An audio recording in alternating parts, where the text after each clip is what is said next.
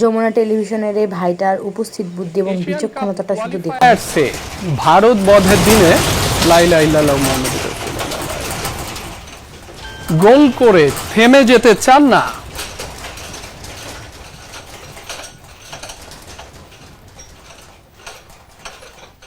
দর্শক, এই মুহূর্তে কিছুটা ভূমিকম্প অনুভূত হয়েছে, বড় আকারেরই হতে পারে।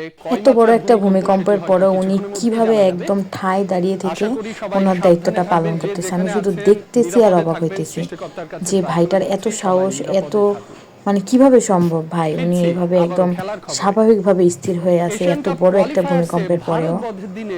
উনি কি মানুষ নাকি এলিয়েন? শেখ মুরসালিন গোলের ক্ষুধা বাড়িয়ে। যাই হোক, এরকমই কোনো একটা জুম্মার দিনে হয়তো বা এরকম প্রলয়ঙ্কারী ভূমিকম্পের মাধ্যমেই আমাদের পৃথিবীটা একদিন শেষ হয়ে যাবে। আল্লাহ তার আগে আমাদেরকে ঈমান আনার তৌফিক দিক, ঈমান নিয়ে যেন আমরা পৃথিবীটা ছাড়তে পারি। সবাই নিজেদের খেয়াল রাখবেন, ভালো থাকবেন।